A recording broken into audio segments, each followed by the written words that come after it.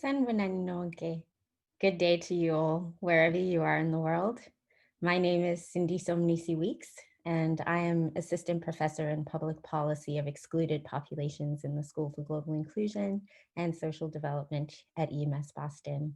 I'm honored to be affiliated with the consortium and serve on its advisory board, and it is a joy to get to be with you all today and moderate this panel on feminist critiques of mainstream solutions. This session will go for 2 hours, with our 5 panelists each having 10 minutes to offer opening remarks, and then 20 minutes for some conversation among them before turning to audience questions. If you'd like to submit questions for the panelists, please do so using the Q&A function. And please note that at the end of the session, we'd be grateful if you took a few minutes to fill out our post-event survey, which will pop up on your screen as soon as you leave the webinar.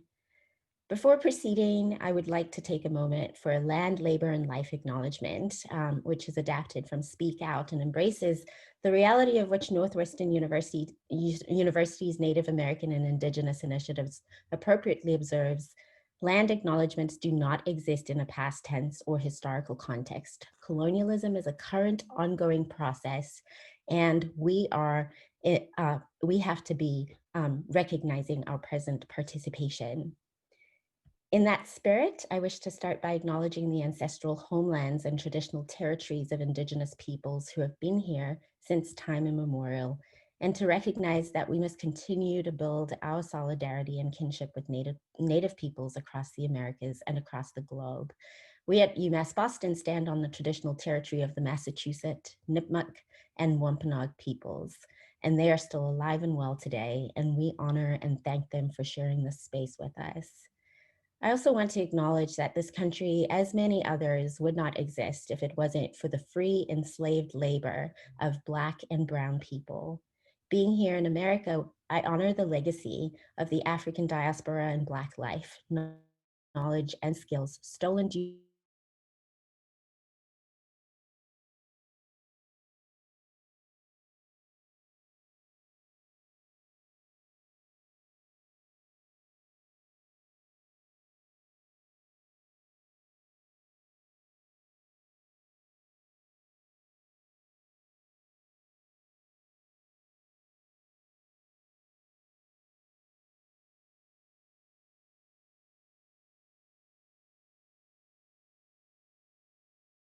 to violence and white supremacy. While the movement for justice and liberation is building and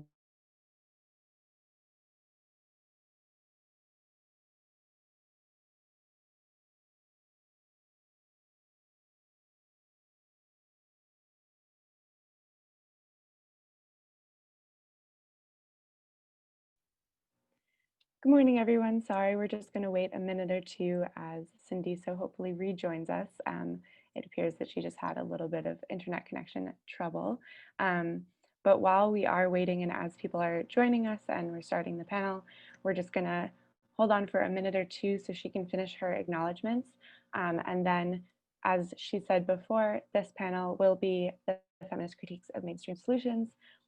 This will be the first panel of the day today. This is day 2 of Confronting the Climate Crisis, Feminist Pathways to Just and Sustainable Futures. And for the remainder of today's sessions, we will have a 30-minute break after this panel, and then we will start the afternoon panel. And during that 30-minute break, we will also have a 10-minute Restoring Resilience session being led by one of our panelists this morning, Mariama Williams, who will be doing 10 minutes of breath and energy work, and we really hope that you will stay on for that during that in-between time. It looks like Cindy So is back, so I'm going to hand it back over to her. Sorry, everybody. I have no idea. I think it was a conspiracy of the universe or the powers that be against my land, labor, and life acknowledgement. So as Melissa was saying, we are in day 2 of the symposium, and this panel will take us further into the discussions that we started yesterday. And I just wanted to start by reflecting a little bit on what was discussed yesterday. Yesterday having opened with extremely helpful framing remarks by Carol Cohen on what is meant by feminism in the way it is used in the title of the symposium and its constituent panels. In some, Carol shared that, there are diverse feminisms that stand in agreement on the commitment to addressing all inequalities and power differentials between not only men and women, but all people negatively impacted by the reality for which the shorthand description imperialist, white supremacist, capitalist patriarchy bell hooks has increasingly popularized. And these feminisms value the perspectives of differently situated subjects across the globe as informed by their relative intersectional standpoints. I must say that the first panel was truly profound. Its breadth and expansiveness, covering Indigenous, Black feminist and womanist, as well as anti-capitalist, decolonial, African peasant farmer perspectives, alongside discussion of petro-bromance and eco-feminist conceptions of the Green New Deal that we all need at this time of compounding disasters. In case you missed it and that summary is not enough to pique your interest, I'll add that the panelists talked love, spirituality, solidarity, and poetry, and even broke out in song. For those who unfortunately did miss it, don't worry, the sessions are all being recorded, and so you can go back and view it via the consortium's website and social media platforms. So now here we are, poised for an equally riveting second day, comprised of these two panels that Melissa described, starting with this one. And just a quick preliminary correction that the organizers realized that they accidentally had someone else's talk description under Jenny Stevens's talk title in the earlier version of the program. So if anyone had downloaded it, please refer to the version that's now online. That said, I will briefly introduce each of the panelists in turn immediately before they give their 10-minute remarks. More detailed bios can be found in the program and on the website. So then without further ado, our first speaker is Anita Nayar, who has worked nationally and internationally on issues including women's human rights, economic globalization, and climate justice. She previously served as chief of the UN Non-Governmental Liaison Service in New York and on the executive committee of the South-based feminist network Development Alternatives with Women for a New Era, DAWN. She currently directs Regions Refocus and co-chairs the Gender and Trade Coalition. I will hand over to Anita now. Hello, everyone. Thank you, Cindy, for that beautiful situating summary of yesterday and situating us today. I'm really grateful to be in conversation. Excuse me.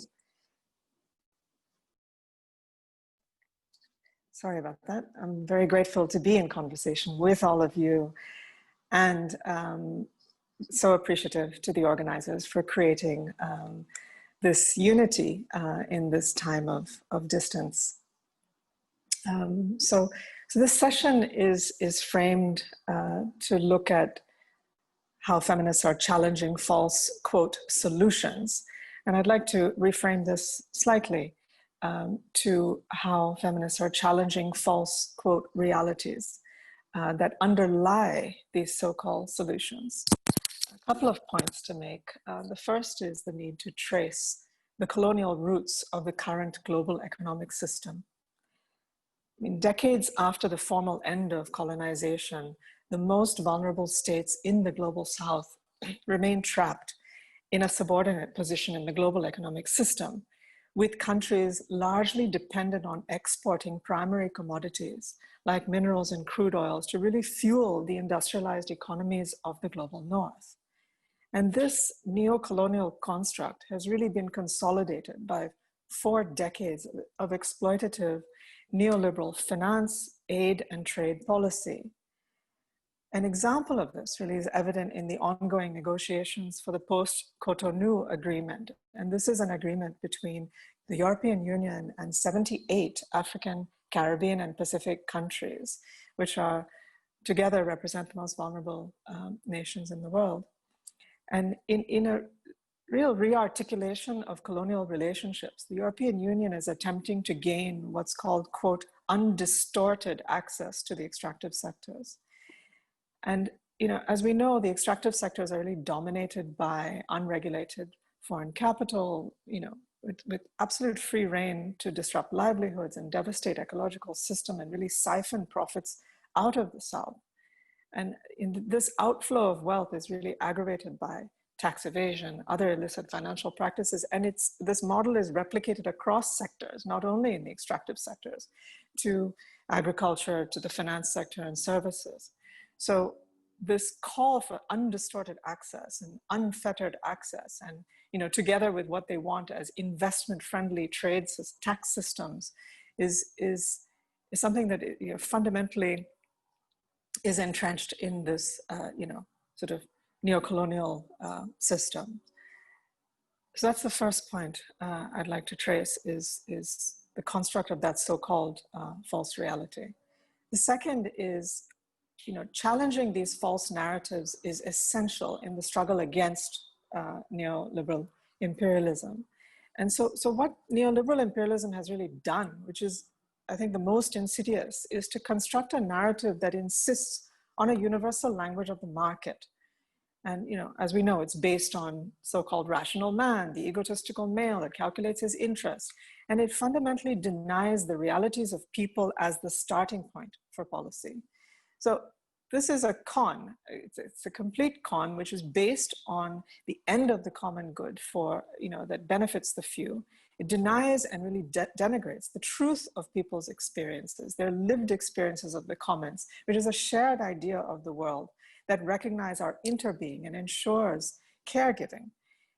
I mean, destroying this shared commons destroys the idea of the common good. So if you're in a forest community in India, let's say, struggling against the appropriation of your medicinal plants, the pharmaceutical company's insistence that everything must be patented denies the truth of your experiences and your systems of medical knowledge. So, and it presents the market as the one and only means through which you can think your reality. This brings me to my third point, that I think we need to learn from the histories of challenging this imperialism and really reclaiming the truth of our experiences.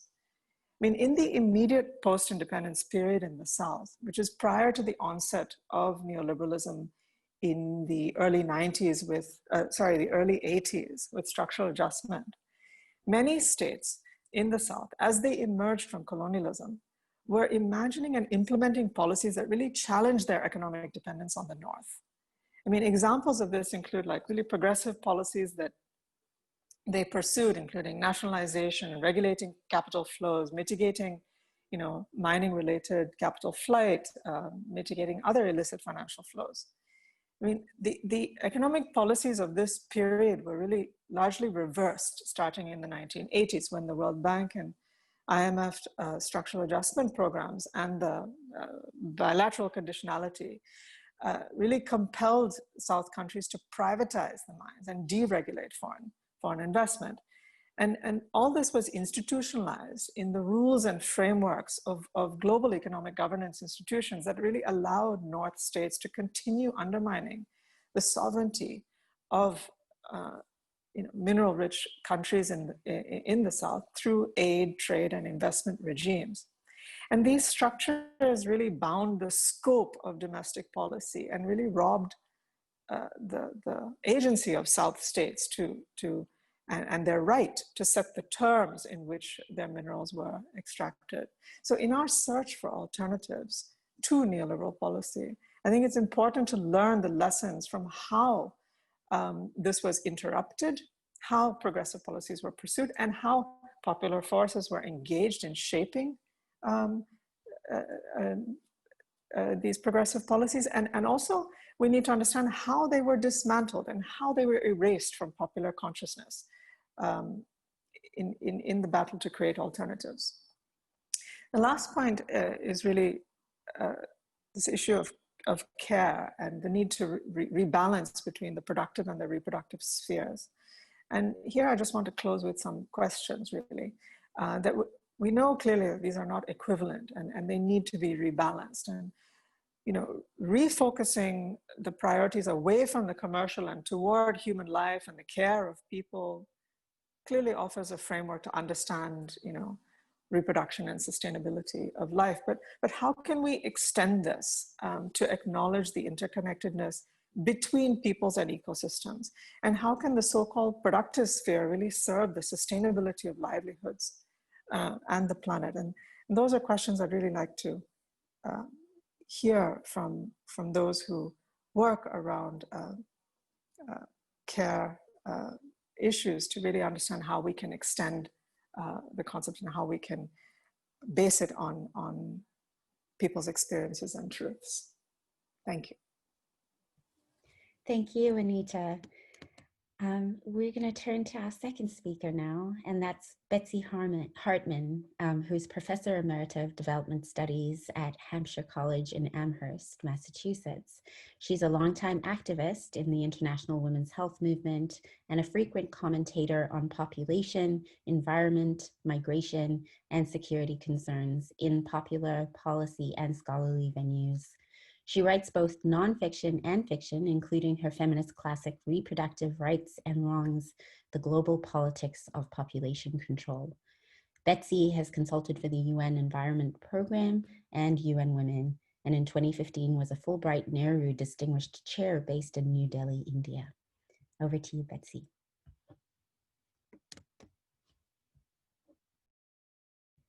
Oh, you're muted.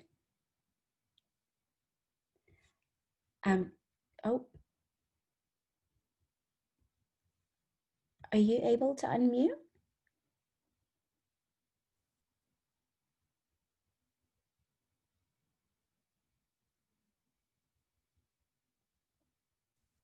There you go. Can you hear me now? Yes. Excellent. Okay. Thank you so much, Cindy. And thank you to Carol and Melissa for pulling this wonderful symposium together. I'm delighted to be here. Today, I'm speaking on rebooting the scarcity scare, population conflict, and climate change. Well, today, the bad old wine of overpopulation is being sold in a new green bottle under the label of climate change. Overpopulation has always been a slippery term, deriving power from the way it reduces complex realities to simplistic causalities and deploys negative gender, class, race, ethnic, and religious stereotypes. It has long served as a political smokescreen by blaming population pressures instead of inequality and injustice for hunger, poverty, environmental degradation, migration, and conflict. Now climate change is on that list. This morning, I will sketch several of the main contours of the population and climate change landscape and the fault lines crisscrossing it. I'd be happy to elaborate further in the discussion session. First is the idea that reducing population growth is a magic bullet solution to mitigating climate change. This derives in part from notions of the Anthropocene that lump all human beings together into an abstract humanity, which has become the dominant influence on nature. Humanity is then read as population, and the imperative is to reduce our numbers in order to reduce our impact. In the process, our gaze is directed away from the powerful socioeconomic actors, institutions, and systems most responsible for climate change and environmental degradation. Limiting births becomes the goal instead of eliminating the fossil fuel industry. Overpopulation thinking also figures strongly in the way climate change is linked to national and international security. Alarmist projections about climate change causing mass migrations of so-called climate refugees across borders and triggering violent conflicts and wars circulate not only in national security agencies and mainstream media, but in many liberal and progressive environmental circles too, I'm sad to say. Such threat narratives are nothing new. They are based on long-standing colonial and neo-colonial narratives that legitimize oppression and dispossession of local communities. The logic runs like this. Because they have too many children, poor people in the global South degrade their environments. Resource scarcity then forces them to migrate elsewhere, either to equally poor rural areas where they wreak further havoc, or to cities where their unemployed sons become so-called youth bulges of angry young men who are terrorist recruits. Ultimately, these surplus people may pour over international borders, threatening Western security. At the heart of such narratives is the racist and gendered assumption that in the face of scarcity, poor, primitive people of color, especially young men, automatically resort to violence. When they are hungry and thirsty, they supposedly just fight each other. Unlike us, they are incapable of cooperation and innovation in times of environmental and social stress. These ideas, unfortunately, hold huge sway. In the 1990s, they were the ideological centerpiece of the environmental security field, and today they define much of the discourse around climate and security. Because a picture can be worth 1,000 words, the dry text of policy reports is often accompanied by racist and sexist images of young Black men with guns and young Black women surrounded by sickly children. These images of the global South, meanwhile, mirror the deployment of similar stereotypes in the global North, as we saw in the case of Hurricane Katrina in the US, and as we now see in the right-wing vilification of immigrants and Black Lives Matter protesters. I do not want to deny here the reality of climate-related migration, but the breathless assumption that climate change will force millions of people to cross international borders needs to be carefully scrutinized. As many scholars of migration have pointed out, when people are dislocated by climate change, they are more likely to remain within national borders.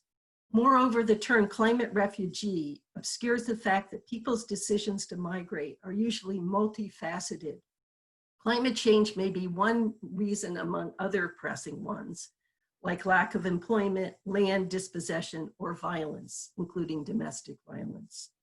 Though persistent drought may be a factor in migration from Central America to the US, for example, the depiction of the migrant caravans as climate refugees largely ignores the role of drug wars, government repression, and privatization in driving people from their homes, violent processes in which US foreign policy is heavily implicated. Climate change threat narratives, in fact, are being used to naturalize war. The first example was in 2007, when the war in Darfur, Sudan, suddenly was cast as a climate war, with herders fighting farmers over scarce resources in a time of drought. Even UN Secretary General Ban Ki-moon blamed the war on the interactions of population pressures, resource scarcity, and climate change, thereby shifting the blame from the international community's failure to condemn and take action against the war's main perpetrator, the Sudanese government. In 2015, Syria replaced Darfur as the new climate war. The argument was that drought caused by climate change induced a mass exodus of peasants to overcrowded urban areas in Syria, where they helped trigger a civil war. Even though this narrative was soundly refuted by climate geographers and regional scholars alike, it took off like wildfire. In the ensuing refugee crisis in Europe that year, Syrian war refugees were depicted as climate refugees by many policymakers, environmentalists, and the popular press. It is worth noting the findings of a recent report by Brown University's Cost of War project that 37 million people have had to flee their homes in the 8 most violent wars the US military has launched or participated in since the start of the War on Terror in 2001.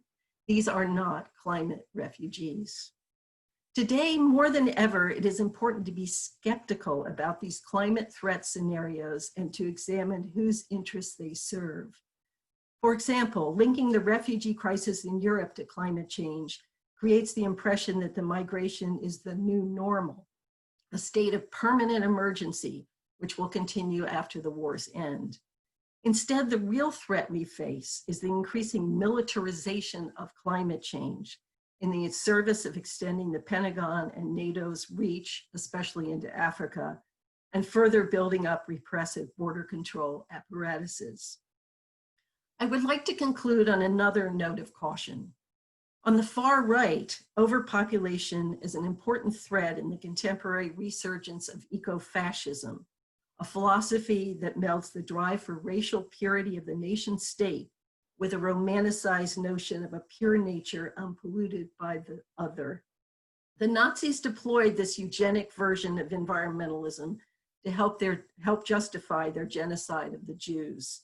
While anti-Semitism remains strong on the far right, today the main eco-fascist target is immigrants, especially Muslims, and in the US case, Latinx as well.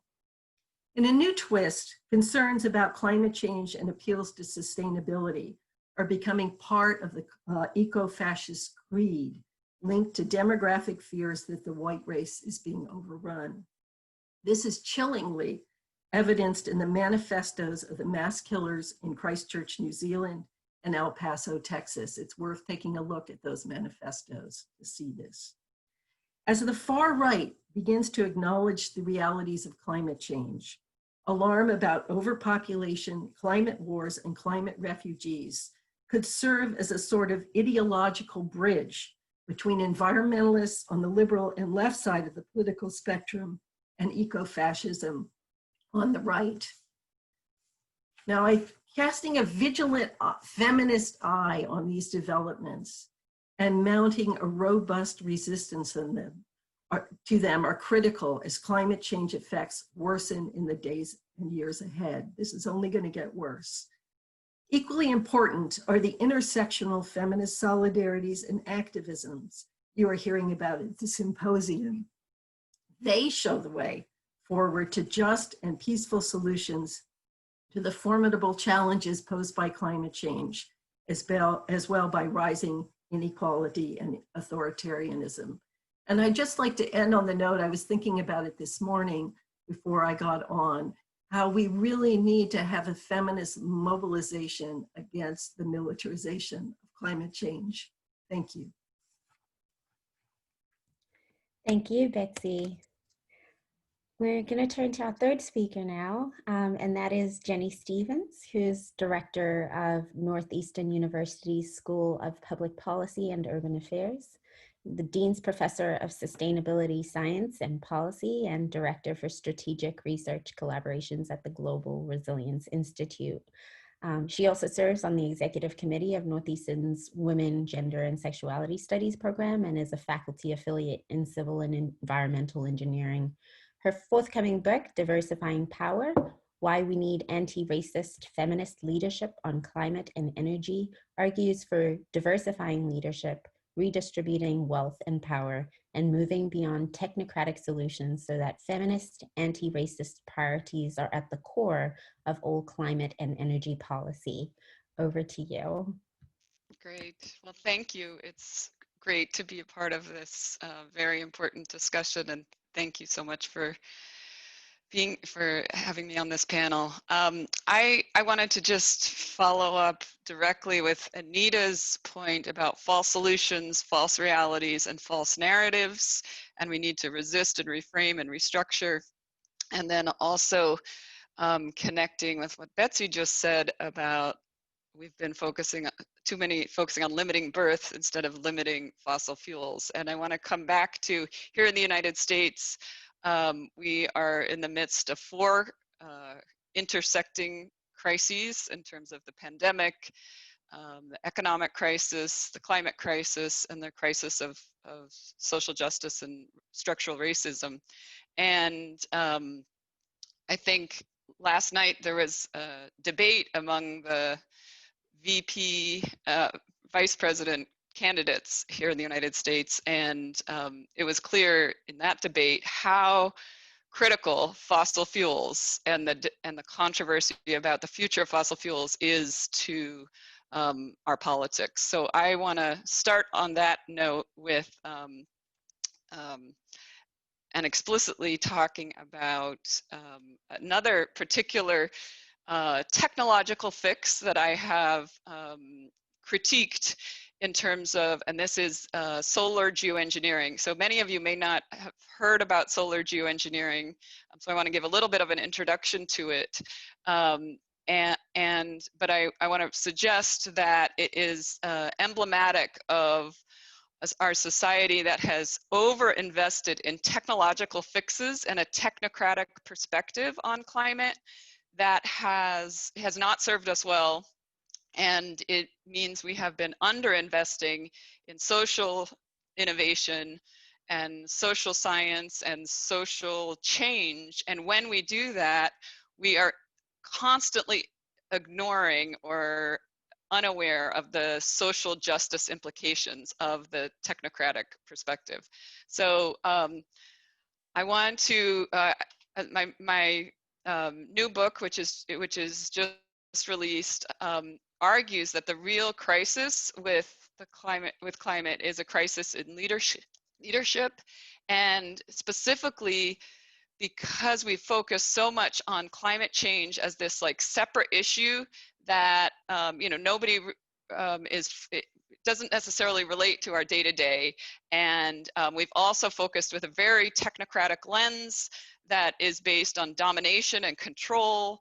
And we've missed so many opportunities for improving the human condition if and when we're able to think about climate change as connected to everything else, including our health and jobs and economics and economic justice and housing and transportation and education and everything else.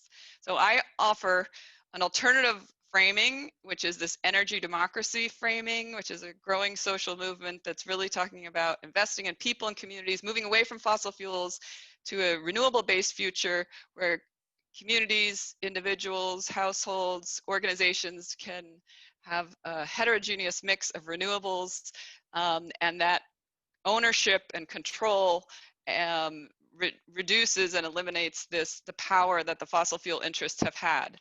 So in that context, I want to bring us to this specific technology, the solar geoengineering, that is really there's been growing advocacy for it. As the climate crisis gets worse, it has become more mainstream that we could inject sulfate aerosols up into the atmosphere with airplanes flying around constantly, injecting these aerosols to actually reduce the incoming solar radiation so that the global average temperature could be reduced.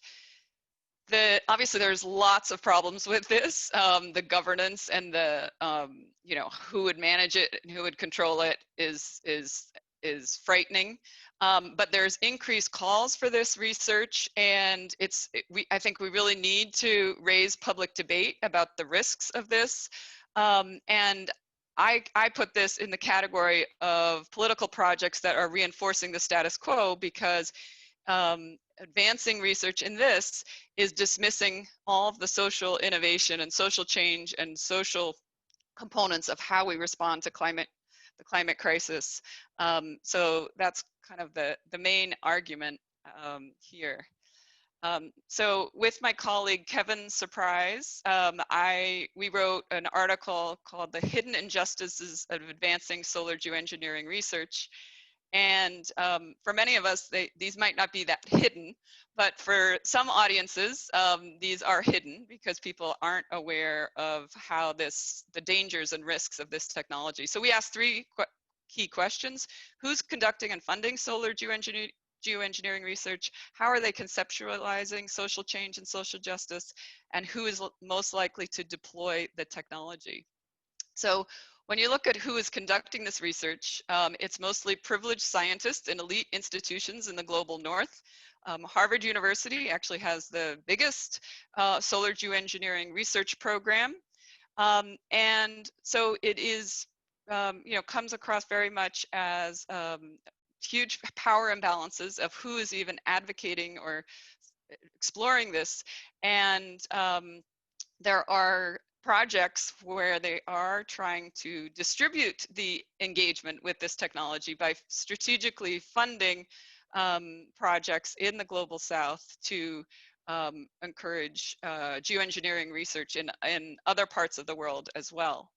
And the question some have asked are they trying to generate global consent with that funding?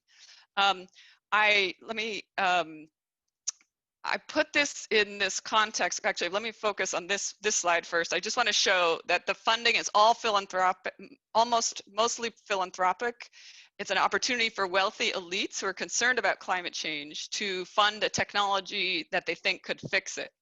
And a lot of technology billionaires and hedge fund managers. And really, it's an opportunity, it's seen as an opportunity to address the climate crisis without changing the systems that allowed the concentration of wealth and power in the first place. So I want to, just this figure on the bottom right is in chapter 2 in my book about the economic injustices of this concentration of wealth and power that's directly related to the polluter elite and fossil fuel interests. And as we know, they've been strategically investing for decades to perpetuate this power by misinformation campaign to deny climate science, undermining public trust in government, and minimizing worker protections and worker rights. So if you look at this widening income and wealth gap, you see that this is going to continue unless we have big transformative change. So that's what we all need to be working on. But solar geoengineering minimizes the potential for big transformative change, and it accepts that we can't have big transformative change. So just quickly here, the other part of the paper, we look at how are the people who are conducting and funding solar geoengineering research conceptualizing social change and social justice. And what we found is that few of these researchers are also advocating for transformative social, political, or economic change. It's very much aligned with moderate market-driven climate mitigation strategies that Anita alluded to. And the transformative social change is really incompatible with what these wealthy elites, how they see the future. So the political impact is that this increased research and advancing this kind of technological fix really minimizes the potential for the economic transformation of the climate justice movement. And another problematic piece is that it focuses on, oh, we don't need it now, but we might get so bad in the future that we might need this. Which also just dismisses and disregards the emergency and the suffering that so many people are already experiencing with the climate crisis. So that's also problematic. And then the last point is really about deploying the technology, and this speaks also to Betsy's point about militarization. If you think about an effort to fly planes all around the world, injecting aerosols into the atmosphere, it's a military solution, and there's a lot of concern about unilateral deployment. The military and security institutions are already involved. And there's also these scenarios about, one country could do it, and then another country, an adversary, could counter one country's geoengineering intervention with another, and it just gets, the political, geopolitical implications are really tricky here. Another complexity is the US military actually protects a lot of fossil fuel interests. So it could be, advancing this could allow both simultaneous protection of fossil fuels with this other technological option. So instead of all of that, my book really focuses on an optimistic reality in that we have amazing emerging leaders that we need to be supporting and engaging with. And the squad who in the United States came on the stage, national stage, just a couple of years ago, and they have changed the discourse on climate through the Green New Deal, connecting it with economic justice and housing, and connecting it with our criminal justice system, and how we have not been prioritizing what people need for so long, that we are in this interconnected crisis right now. And so really leadership is key, and we need leadership that is based on the principles of what humans need. And we need collaborative, inclusive leadership that is focused on investing in communities and ending the cycle of concentrated wealth and power among the patriarchal leadership. So I will end there and look forward to the discussion. And I just want to, again, kind of put a inspiring and motivational spin on things, that we are in such a turbulent time that, you know, from a theoretical perspective of how big societal changes happen, you can look at the time we're in right now as this time of disruption, a time of restructuring and reinvesting and reframing. So I will, I just mentioned two inspiring leaders, Mary Robinson, who's been a climate justice leader, really focusing on this people's first approach, and also Shirley Chisholm, who was the first Black woman to run for president in the United States in 1972. In some ways, we've come a long way since 1972, and in other ways, not so much. So I will end there, and I will just also mention my book, Diversifying Power. All author proceeds for the book go to NAACP's Environmental and Climate Justice Program. Thank you very much, and I look forward to the discussion. Thank you, Jenny. So our fourth speaker is Lucy McAllister, who is a postdoctoral researcher of sustainability at the Technical University of Munich and an environmental studies associate at the University of Colorado Boulder. Lucy's research examines topics such as the social and environmental messaging of lead multinational corporations, media, representations of climate change, and the impacts of technological solutions to climate change on women and children in informal and emerging markets. She has published her research in outlets such as the Health and Human Rights Journal, The Lancet, and Science and Engineering Ethics. Over to you. Hello, everyone. Thank you so much. I'll just start by sharing my screen. Looks a bit like a spaceship in the back, but I'm just in a basement. But anyway, I hope you can see the slides now. So I want to thank Carol Cohn and Melissa Cave for organizing UMass Boston, everyone behind the scenes for organizing the symposium, my fellow panelists and the audience, of course. Today, I will be presenting Women, E-Waste, and Technological Solutions to Climate Change, which really is a great fit for this panel. So I'm excited for the discussion. I'm presenting on behalf of my co-authors, Amanda McGee and Benjamin Hale from CU Boulder. So I want to point that out. This was a really collaborative effort.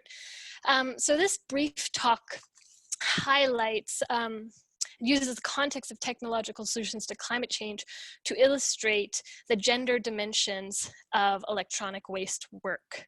So just a brief overview of the presentation.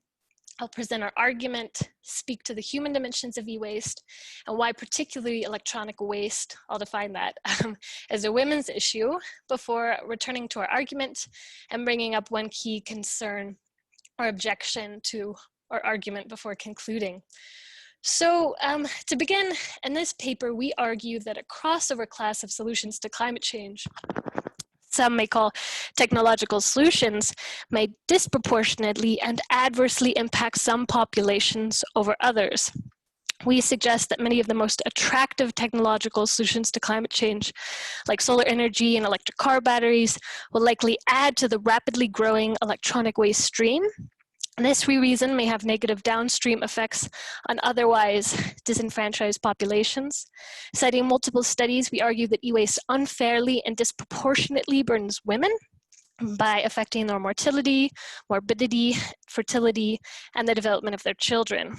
Building on this, we claim that these injustices are more accurately captured as problems of recognition rather than distribution, since women are often institutionally under-acknowledged both in the workplace and in the home. Finally, we return to the question of climate justice and the human right to health, and argue for greater inclusion and recognition of women waste workers and other disenfranchised groups in forging future climate agreements and solutions. So moving to justice concerns, much of the climate change discussion in reference to justice and rights concerns has focused on upstream concerns. Who caused the problem, who should respond to the problem, and distributions of benefits and burdens regarding impacts from climate change. However, one somewhat less discussed concern relates to the benefits and burdens stemming from whatever management strategies, whether mitigation, adaptation, or remediation, are eventually adopted. So there are several reasons to focus on these downstream concerns now as the discussions about solutions progresses. First, when it comes to climate change, policy tends to focus on macro concerns and not micro concerns, such as international disparities in wealth and health.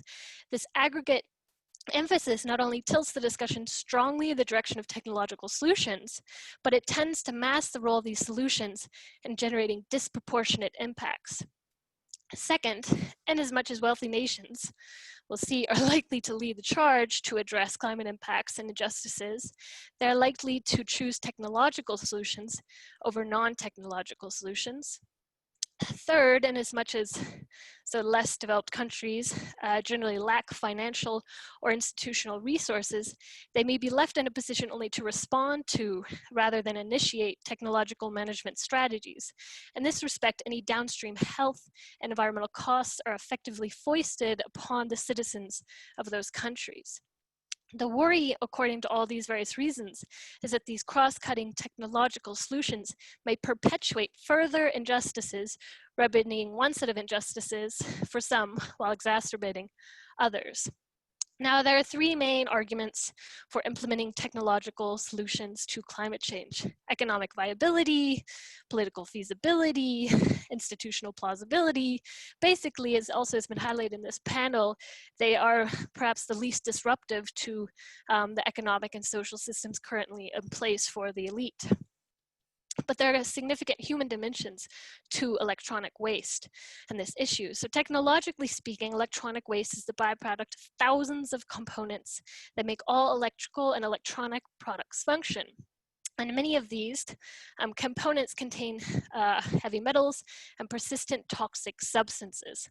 Solar cells contain substances such as silicon tetrachloride, cadmium, selenium.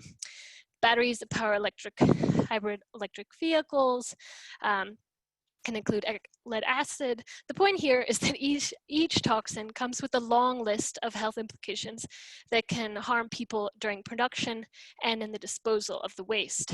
So where does it go?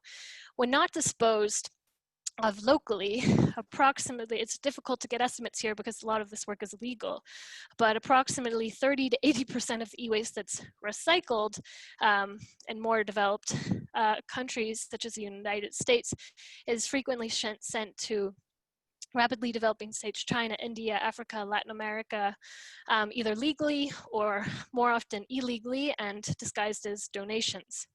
Since more developed countries like the EU and US produce roughly 12 million tons of e-waste annually, it's the fastest growing waste stream worldwide, this constitutes a substantial burden shifting to those countries who are also having to deal with their own exponential growth in e-waste with fewer resources to do so.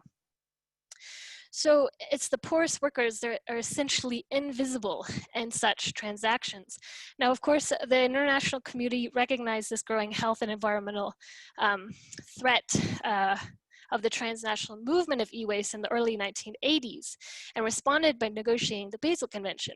Yet, not surprisingly, the US, the single largest exporter of hazardous waste, has not ratified the convention and continues to export hazardous waste, and in particular e-waste, to less developed countries. In this respect, the people most severely affected by e-waste are effectively unrecognized by those who are most responsible for generating the waste. So whether the e-waste from climate change technologies flows into informal sectors of LDCs is uncertain. It's all unfolding now. But given the historic and current direction of similarly hazardous waste, also quite probable, and there is emerging evidence to support this point, particularly from media sources. So this is also a women's issue. Unfortunately, even among those often socially underacknowledged, there are some populations that have it worse than others. As might be expected, there's widespread stigma associated with doing waste work. And for example, Dalits, a social caste in India, composed of particularly disadvantaged people, are at the bottom of the e-waste recycling hierarchy. Typically, these families live close to the waste sites and make their living by scavenging for waste, which they then bring to others to process and sell.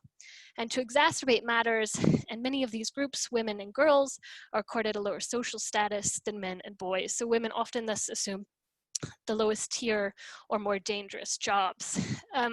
Compounding these concerns about the gender distribution of labor, which themselves are a matter of justice, fairness, and rights, are women's specific health concerns stemming directly from these dangerous tasks.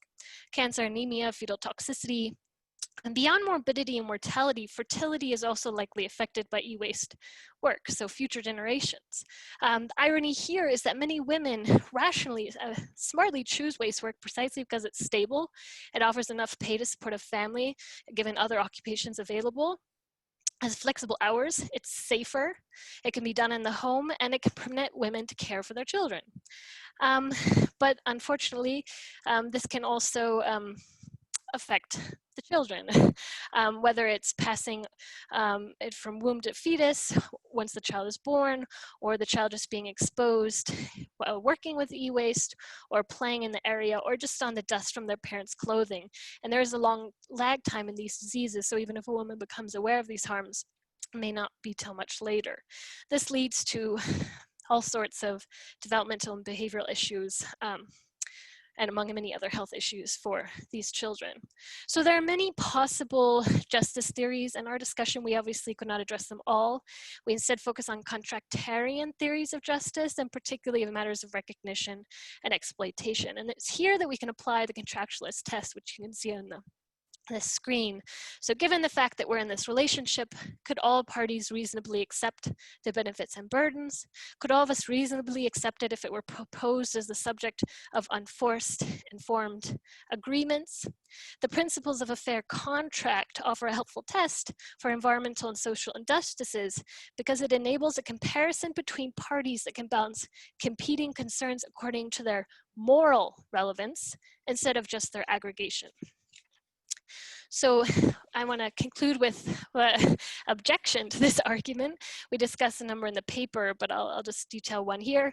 That is, technological solutions, renewable energy, may be the only option, the best option, given the crisis of climate change right now. And our aim is not to undermine the crucial need for these technological solutions, such as renewable energy. Rather, it's to point out that technological solutions as currently conceived may serve to increase the burdens on disadvantaged groups, not necessarily alleviate them. And focusing on technological solutions without considering and including those groups who will most likely be affected and least able to advance their own interests threatens to intensify existing injustices. So in conclusion, and it has been highlighted across the 2 days, developing inclusive, deliberative processes is the fastest, most effective way to address climate change and the gender dimensions of e-waste management, because it draws on local, place-based knowledge and identifies the needs of people most affected, thereby reducing inefficiencies that might result from top-down approaches and just a quick fix. Thank you. Thank you, Lucy. Our final speaker is Julie Nelson, who's Professor Emeritus of Economics at UMass Boston and Senior Research Fellow at the Global Development and Environment Institute at Tufts University. Her research interests include ecological economics, ethics, and economics and feminist economics. She's the author of many publications, including Economics for Humans, which was just published in 2018. And she's editor of the Economics and Business Ethics section of the Journal of Business Ethics and was the 2019 president of the Association for Social Economics. Over to you.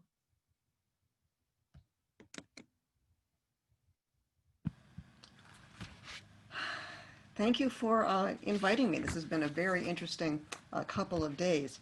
I want to start out talking for a few minutes just about feminist economics to give you some background, and then I'll get into how I see this applying to the questions we're looking at this symposium.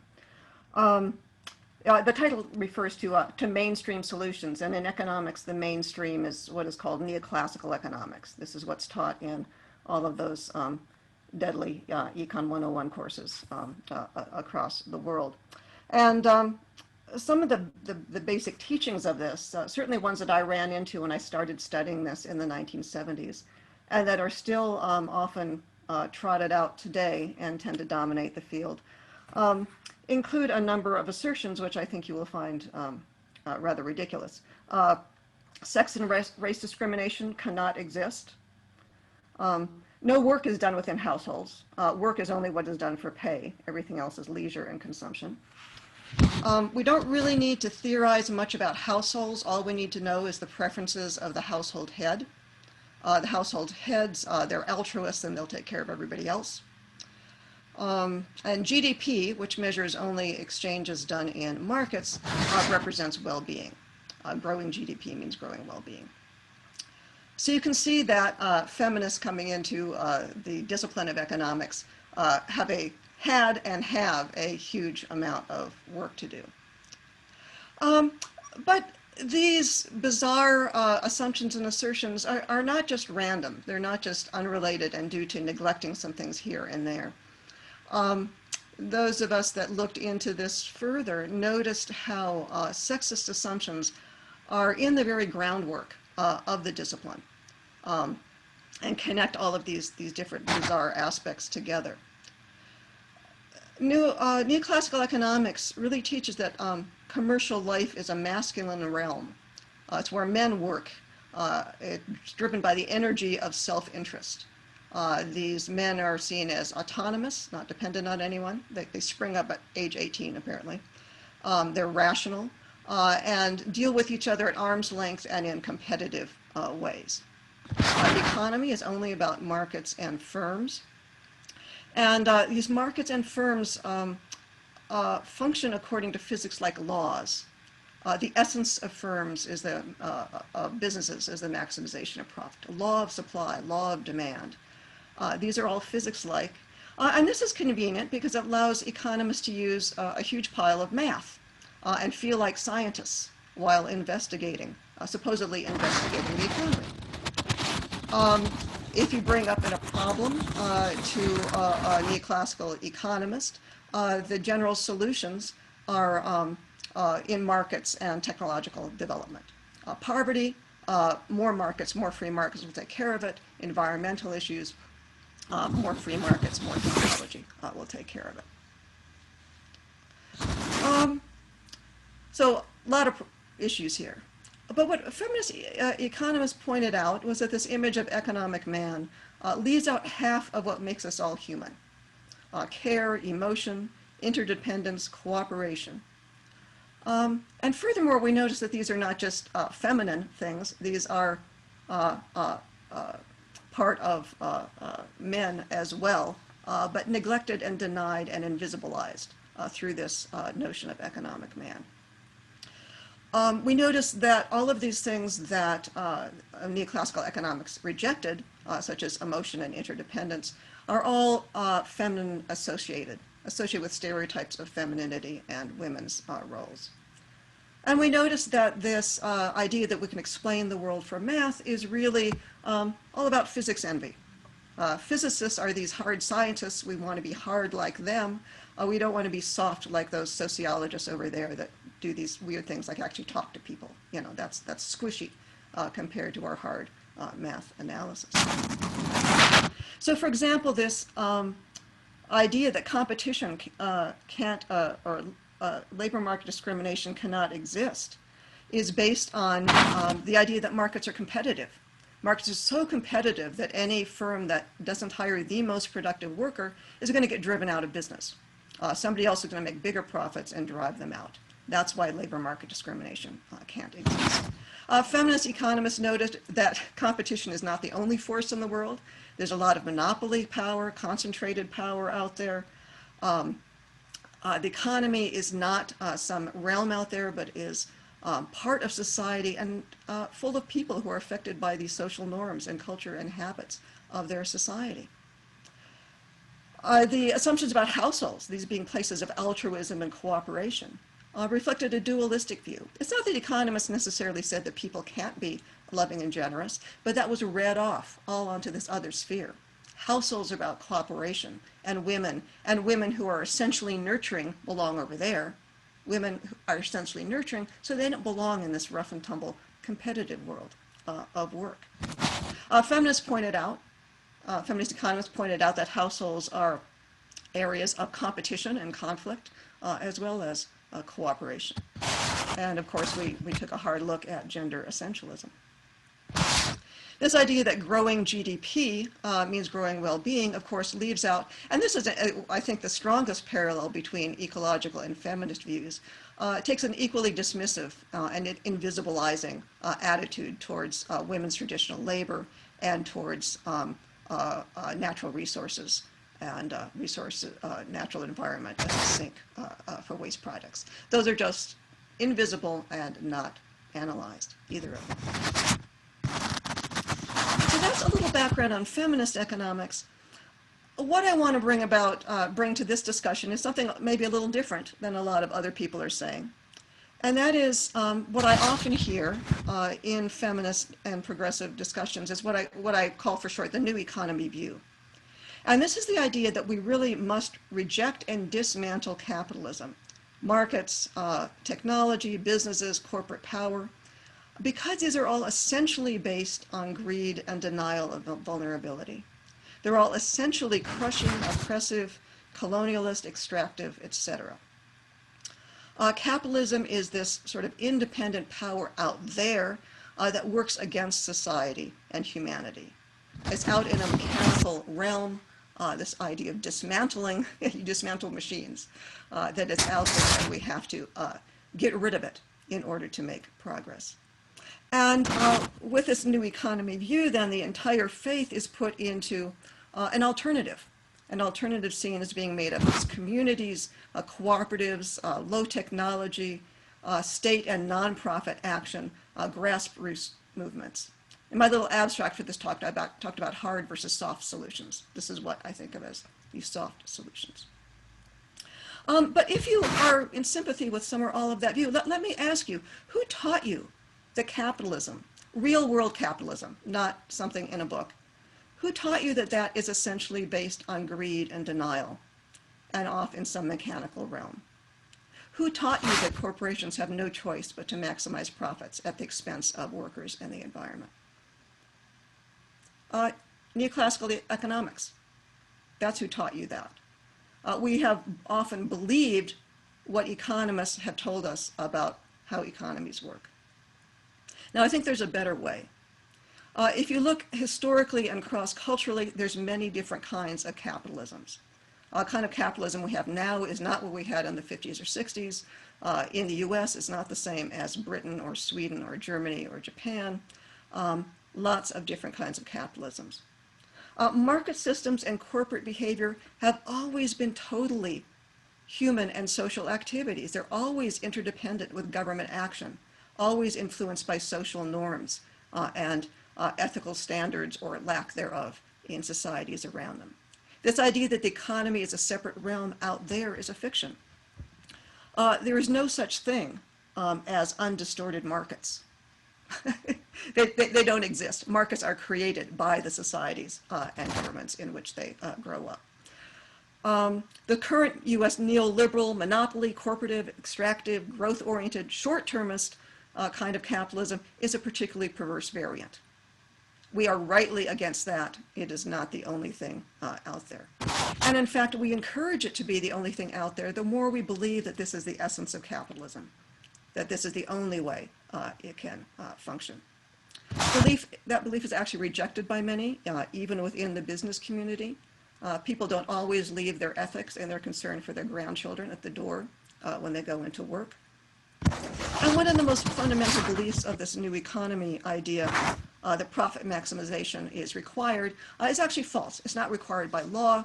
If you believe it's required by market competition, then you also have to believe that discrimination can't exist. It's the same argument. Competition leaves people with no choice. So what would be some guidelines for action? I know I'm running out of time here. I would say consider not only equalizing and redistributing power, but also consider right use of power. All of us have some power. At a minimum, if we're here, we're literate, we have computer access, right? Okay. When we have power, how do we use that right? Consider that as well as greater equalization.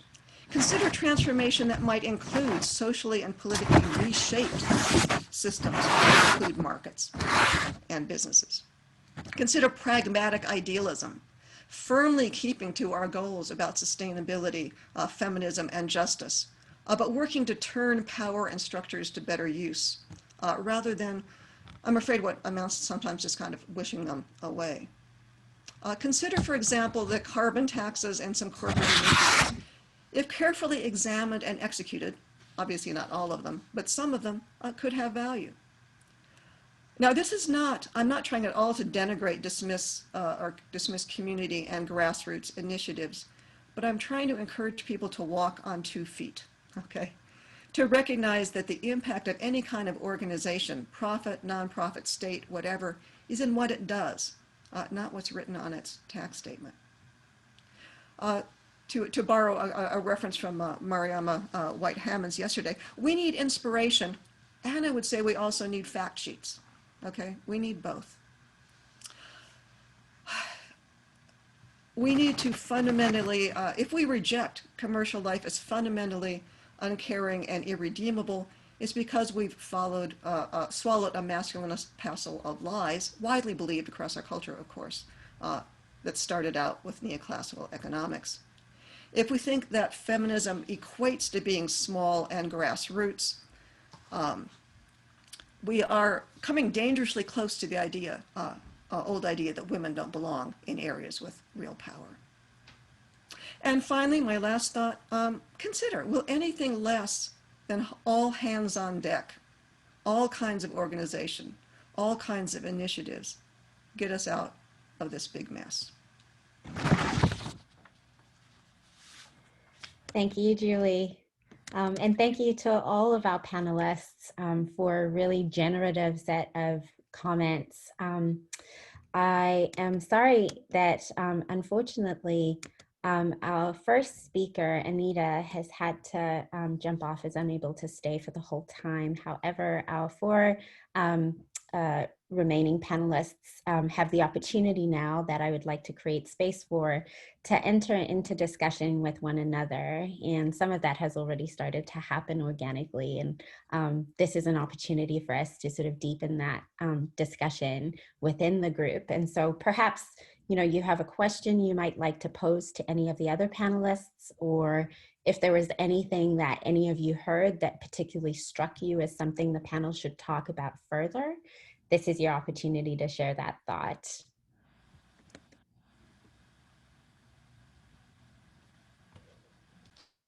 I guess I would jump in and just appreciate Julie's comments.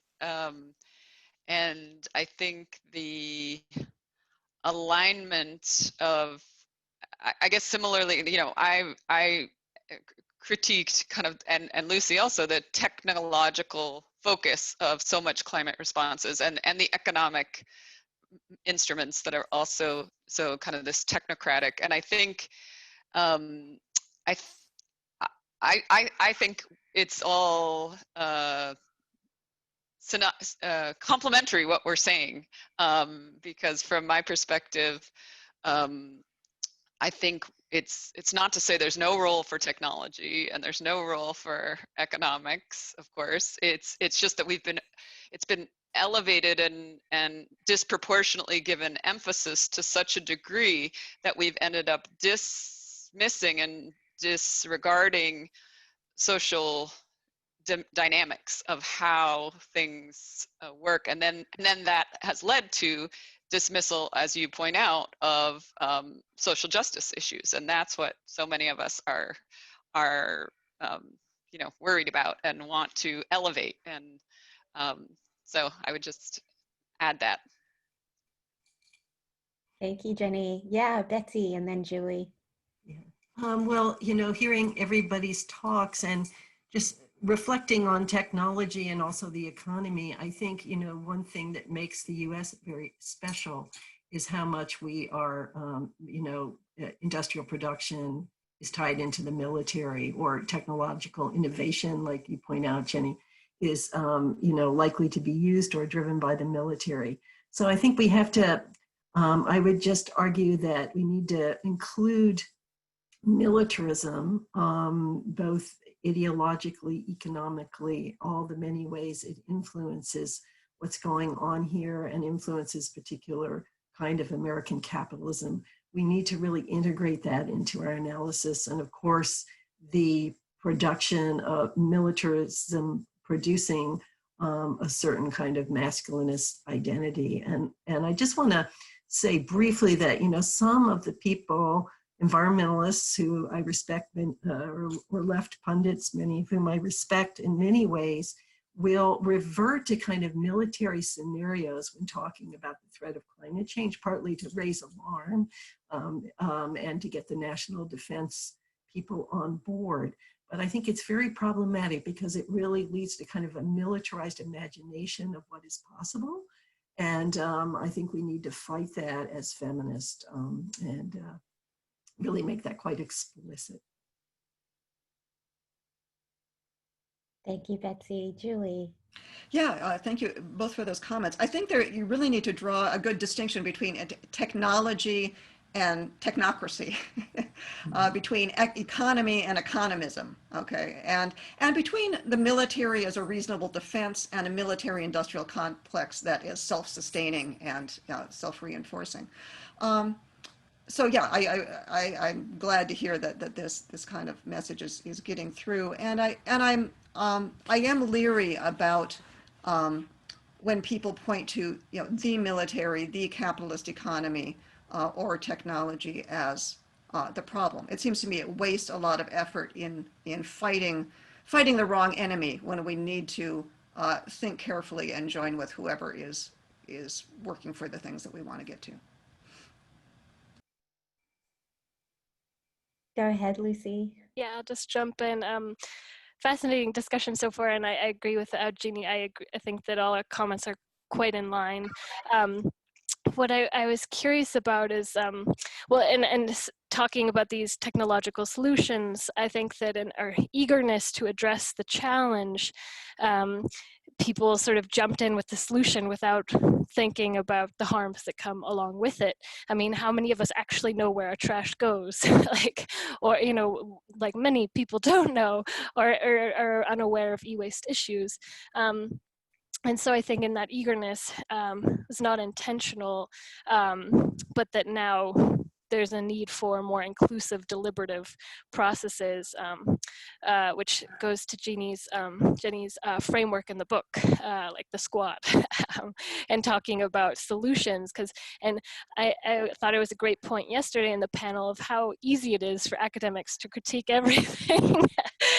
And I mean, that's what we're trained to do, but redirecting that, especially now, to solutions and reimagining what can be. And so I think there were some powerful statements about that yesterday and today. And I guess I have a question for Julie in terms of I mean, I used to work I was a visiting assistant professor at a business school, so I know this very well, but I was curious about your comment about we all have power, right? And it's how you use that power, but thinking about other comments in reference to the concentration of wealth and power over time historically. And so how, and the differences in power, and then if you think about these as structural issues, how do I as an individual insert myself in the solution? So in terms of comparing the different levels of powers of individuals versus structures or the elite, I was wondering if you could just elaborate on that point more from your talk. Yeah, I mean, it's a both and thing. It's not an either or. We can't just leave power as unequally distributed as it is now and say just use it better. That would be as one-sided as saying we just need to distribute the power and then people will naturally do the right thing. I think but both of those miss a big part of this. And yeah, I mean, the rise in inequality and the concentration in power in the U.S. is just way off the charts. I mean, which is another way of saying the kind of capitalism we're in right now is different from the capitalism of even the 70s and 80s. Okay, I mean, we have been on a big upswing in inequality. And this elite, top 1% and top fraction of 1%, just going bizarrely out there in terms of not only economic power, but economic power that then turns into political power and every other kind of power. So certainly that needs to be addressed. But if you think, imagine going back to at least a 1970s style capitalism, okay, when it wasn't quite so wild. Is there room? I mean, say that you are already working, at a relatively high level in a fair-sized business. Do you have to, quit your business and, become a local volunteer recycler or something like that to add to climate change? Or are there things you can do? Are there things you can do? And there are, unfortunately, I mean, I think it's ironic how sometimes people look to the state and nonprofits for solutions. And right now in the US, if you look at environmental initiatives, a lot of the corporations are way ahead of the federal government, right? The federal government is going that way, and a lot of corporations are still trying to go that way. They're not always doing it, in a great way, and they're not always making a lot of progress. But moving in that direction should be encouraged, not, you're in a business, you must just be after profit, you're one of those greedy folks, I'm against you. I think that attitude does not get us very far.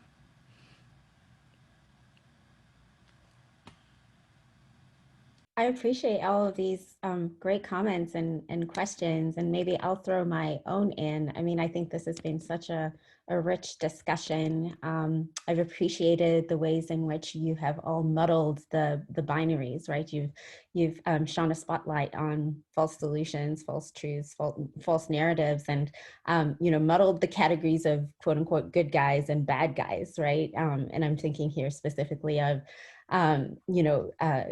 the conversation between Betsy and Jenny with respect to, Jenny and speaking about, the powerful fossil fuels and the far right moving to the good guys, namely the elite white male researchers who are advancing this militarized approach to controlling the Earth's climate backed by billionaires and philanthropists. And, Betsy, in talking about the former, these sort of powerful fossil fuel interests and far right, people might say those are the sort of well-known, well-tried sort of bad guys.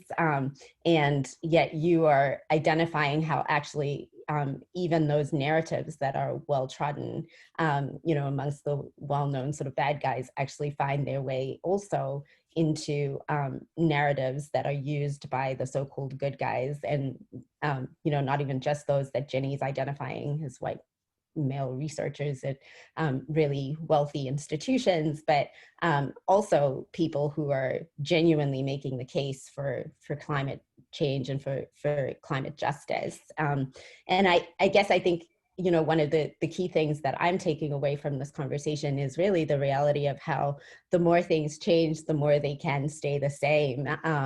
And I suppose I see you coming in from a slightly different angle, Lucy, in essentially sort of making the case that, we are very, very prone to, we have become persuaded that actually the descriptive is the prescriptive, right? That the way things actually play out, the way that they have actually been sort of manipulated and used and negatively, to negative effect, actually is the only way that they can be, is the only way that capitalism can look, and the only way that it can interact with the climate crisis, whereas actually that is not true. And I guess I see that as answering a question that I was coming to this panel with, actually, which is, I think that, and I think, Lucy, you picked up on this yesterday, that's, often you picked up on this with respect to yesterday's discussion, that, as academics, we are often critiqued for being critical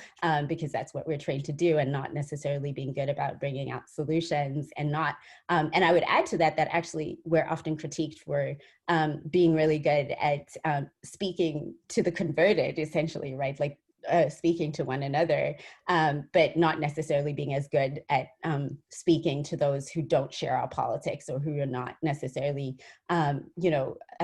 seeing things the way that we are seeing them, or using the same language that we ourselves are using. And so the question that I was coming here with is really, what is your best case to the skeptic, or the person who one might describe as the reluctant feminist, right? So coming back to this idea of the good guys and the bad guys, right?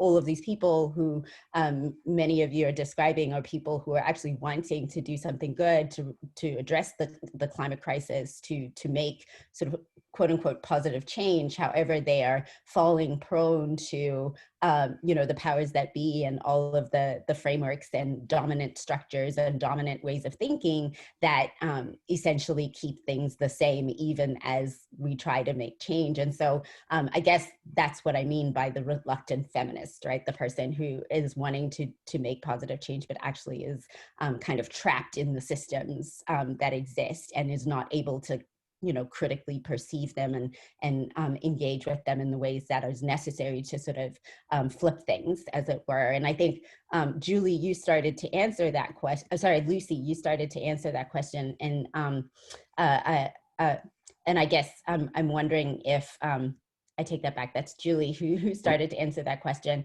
And I guess I'm wondering if, everybody might like to take a shot at, addressing that question. What is your best case to the skeptic, or the person who one might describe as the reluctant feminist? So I can jump in. I think one thing that tends to be really helpful is, and it's happening right now in the moment of turbulence that we're in, is that the injustices of so many of our business as usual approaches are being exposed and revealed. And I think pointing out how the traditional way of doing things in so many of our policies, including renewable energy policies, that the incentives have gone to the privileged people who are homeowners and can put the solar panels on their roof, and then they have free electricity, whereas lower income households are struggling and they have a much higher energy burden. And really those investments should be going to help the people who need the assistance the most. So this kind of examples of very practical evidence of how the kind of, when we don't have a feminist perspective, policies and approaches and initiatives that sound good, are actually reinforcing or perpetuating or exacerbating inequities that end up not contributing and detracting from the intent of the initial investment. So I think there's lots of opportunities for that, and I think it's happening right now, as I said, in the very disruptive moment that we're in. Yeah, Betsy, please go ahead, then Lucy. Yeah, really, really good questions, and really good question. And it's always a hard one. Two things I'd like to say. First of all, I think there's lots of room on the local and state level to engage in climate policy, and I think that's an arena where people can then get also more involved nationally. I am to a certain extent all hands on deck at this point in time, and through that kind of local and state engagement, I think people can come into climate activism and also bring a gender lens. And I'd also, the importance of other feminist groups or women's groups, reproductive justice groups, bringing in the issue of climate change into their work is also a vehicle. I also think it's really important to have a strong national movement. And I'm hoping with a Biden administration, I think there's going to be lots of fighting over policy to do, but I think it will open the possibility of more engagement and delineation of policy. Maybe we could even have a carbon tax or policy that would benefit poorer working folk. How we get from point A to point B, I think we'll be able to have more discussions of that in a democratic administration, but I don't think we should automatically assume that democratic administration will do what we want. And I think there'll be lots of battles within Congress as well. So I think it'll be a moment where climate change really comes to the fore more. And I think as feminists, as activists, as academics, we can contribute to that. But I would also like to say that I think we should not give up our critical function either. I know we are accused of being critical, but you know, that is something that we are actually, I don't want to call it a luxury, it's a necessity, but it's something that we are given time to do because of our privilege. And it is an important way to deploy our privilege, to be critical, to bring that criticism in to debates, because a lot of people don't even have time to do that work. And if we have time, we should do it. We should bring it in, engage, and also popularize it.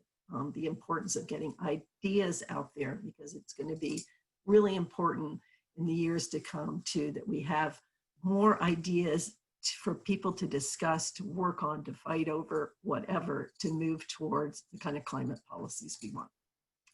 Thank you, Betsy. Lucy, and then Julie, you get the last word.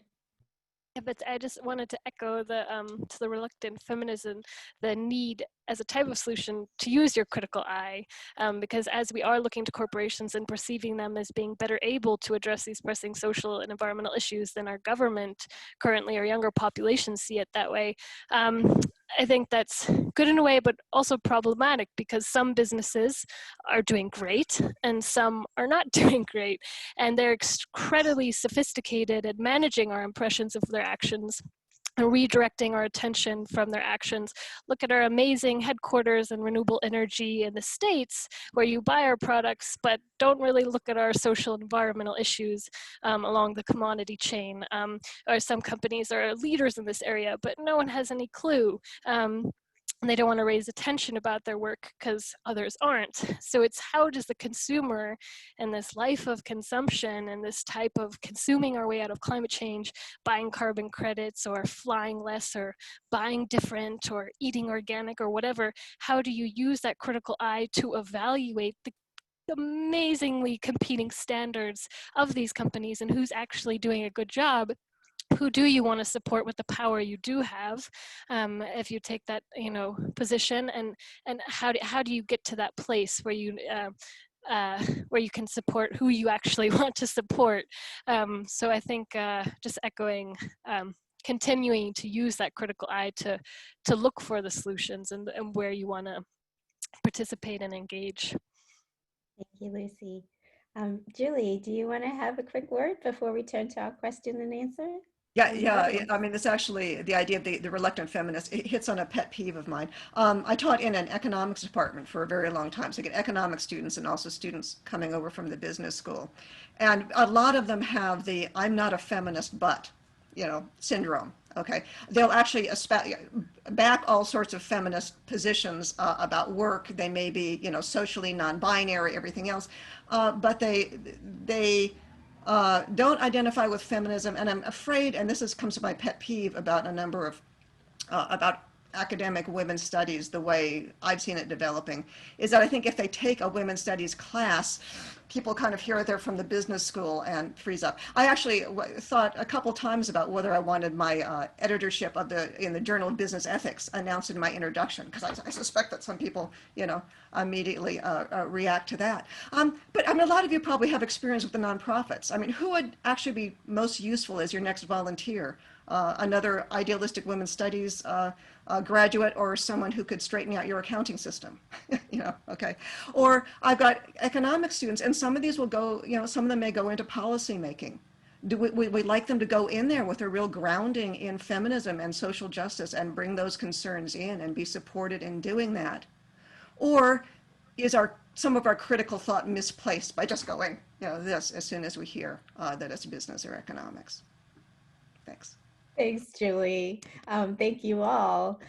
Well, at this point, we will be turning to the questions from the audience. And for this segment, I'm going to turn the session over to Claire Duncanson, who's been monitoring the Q&A for us from Scotland. And Claire is Senior Lecturer in International Relations at the University of Edinburgh, and she's a partner on the consortium's Feminist Roadmap for Sustainable Peace project. So Claire, please go ahead and pose those questions. Much, Cindy. Yes, so another set of wonderful questions from the audience listening in, and again, I probably won't manage to get to all of them. Some came in for specific panelists, but actually they tap into really important big dilemmas, so you might all have views. So I'll give some of the ones that are specific to people, and then hopefully have a chance for a second round. So a couple came in for Betsy, asking you to speak a little bit more about the militarization of climate change. How do we both take climate change seriously as it needs to be, but also reveal how sometimes climate change can be the red herring that misdirects our attention away, as you described, from violence, state policy and action.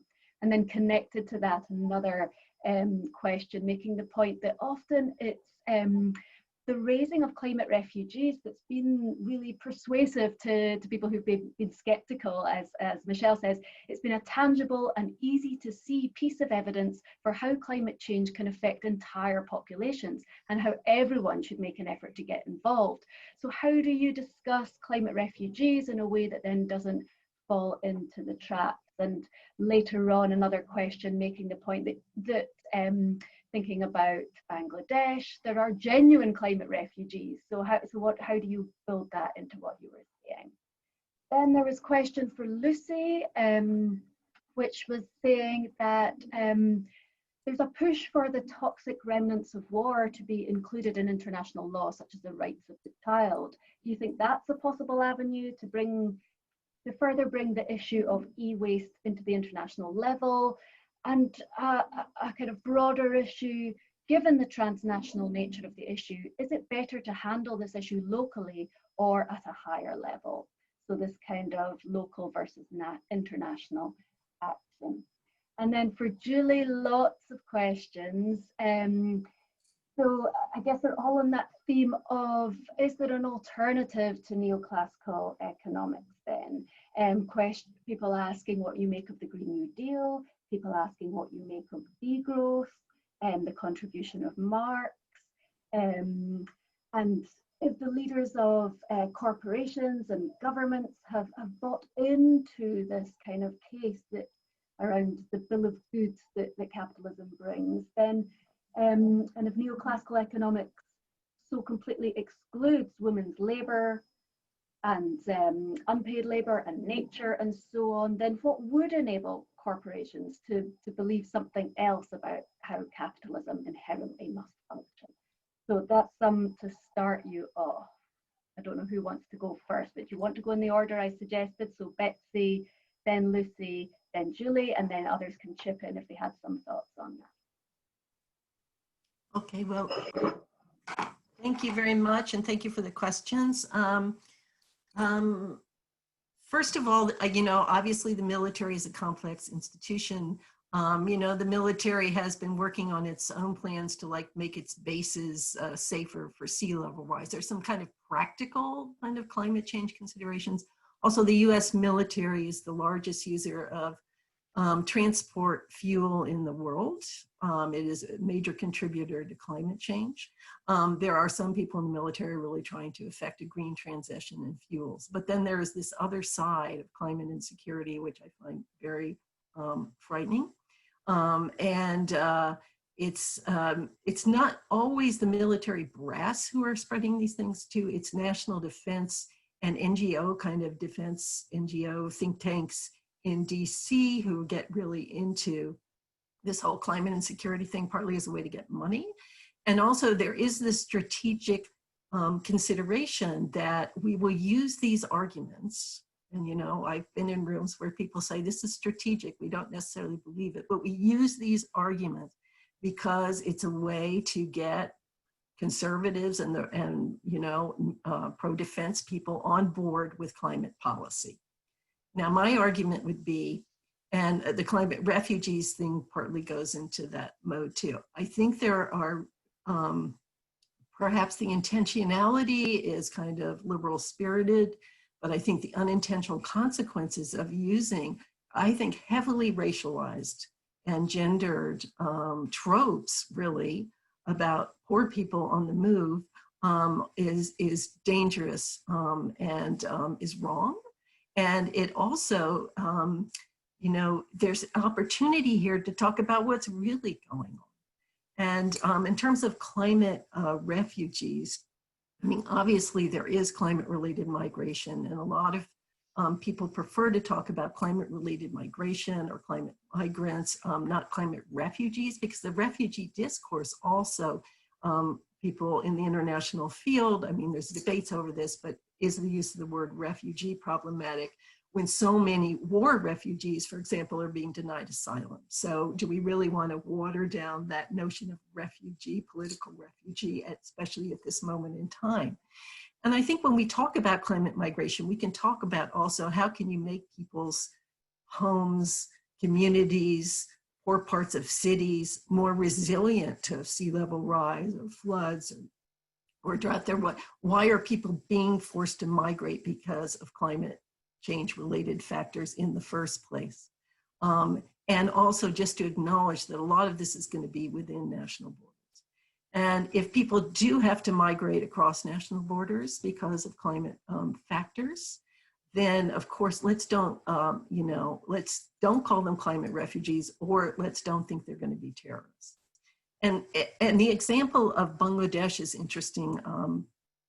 There's very good work being done about now in southwestern Bangladesh, which of course sea level rise is a real threat and is happening. But a lot of people are being forced to migrate out of southwestern Bangladesh because of shrimp cultivation, commercial shrimp cultivation, which has been supported by the World Bank and many commercial interests in Bangladesh. So, you know, in some sense, a certain proportion of the people having to leave that area are being dispossessed because of commercial shrimp cultivation. So, and also, which is very environmentally harmful. So we might call them shrimp cultivation, you know, refugees. The idea that everybody migrating is migrating because of sea level rise, climate change, it's too simple.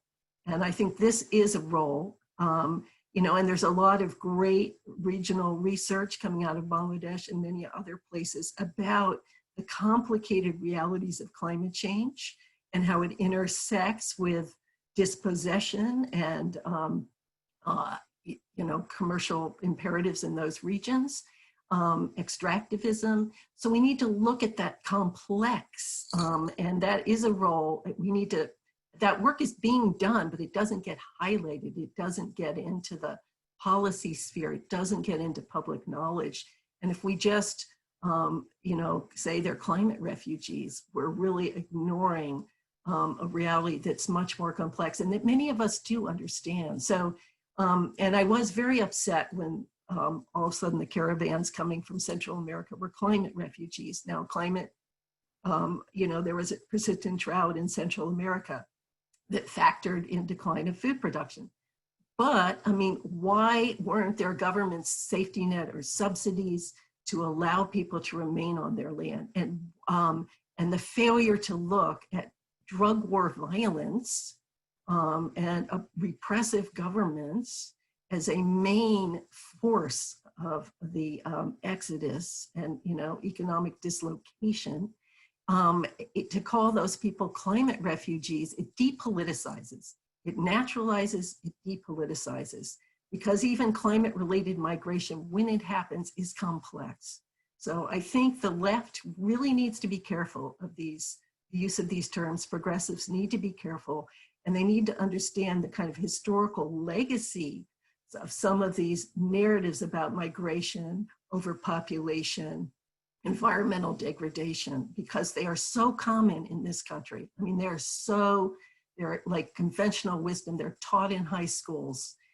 We see these racialized images. New York Times magazine had a piece about a month or so ago about climate refugees internationally. Really bad pictures. I mean, and it just racist tropes repeated over and over. At the same time, at the height of the Black Lives Matter protests, So let's be attuned to this. And I think, you know, I think when you read these things, just, you know, cast a critical eye on them. And a lot of people wrote me saying, this is an interesting article in the New York Times. And I read it and I went, oh my God, you know. And so look at these articles critically, look at the images critically, think of the history of where these ideas and images come from, think of who is using them and why, and think about their unintentional consequences, because even if people that you admire are using them, they may be using them for reasons they think are good, but what are the unintentional consequences, especially as we have a rise of eco-fascism, you know, here and in many other places as well. Thanks.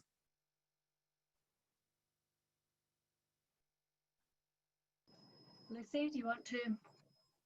Yeah, I'll jump in just quickly, so there's time for the many questions for Julie.